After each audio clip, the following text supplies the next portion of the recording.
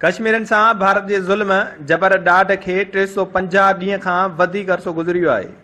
भारतीय फ़ौज जी बर्बरी ख़िलाफ़ ऐं कश्मीरन सां यकजहतीअ तौरु लम्श यूनिवर्सिटीअ जे वाइस चांसलर डॉक्टर भीखाराम जी अॻवानीअ में 1 किलोमीटर ताईं रैली कढी वई।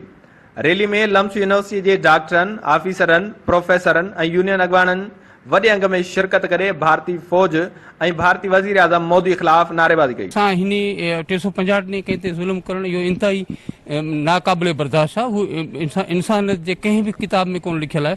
असां ह्यूमन राइट्स वारनि खे ऐं यूनाइटेड नेशन वारनि खे पूरी दुनिया खे असां पाकिस्तान जा असांजी आर्मी असांजा जेके ॿिया फोर्सिस आहिनि, इवन असीं एजुकेशनल इंस्टीट्यूट बि असां इन में रिकॉर्ड एहतजाज था करायूं। असां लियाकत यूनिवर्सिटी जे तरफ़ां वाइस चांसलर सां गॾु असांजा सीनियर प्रोफेसर ऑफिसर ऐं पंहिंजे स्टाफ सां गॾिजी करे हीअ रैली कढी, जंहिंमें तव्हां ॾिसो काफ़ी तइदाद में माण्हू शिरकत कई। इंडिया खे हिकिड़ो पैगाम पहुचाइणो त हीअ जारियत पंहिंजी बंदि कयो।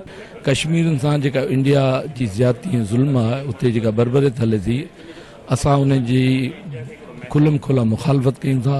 कश्मीरनि ते ज़ुल्म बंदि कनि, हू मज़लूम आहिनि ऐं हुननि जो ओहिवाही केरु कोन्हे। हुननि जे घरनि में भारतीय RSS जा गुंडा जेके आहिनि घिड़ी हुनजे औरतुनि ते तशदुद, ॿारनि ते तशदुद पिया कनि, हुनखे जीअण जो हक़ कोन पिया ॾियनि। मौजूदा अॻवाननि जो चवणो त भारत हमेशा कश्मीर खे मैदान जंग बणाए रखियो आहे। हाणे भारत जो ज़ुल्म कंहिं बि सूरत में बर्दाश्त न थींदो।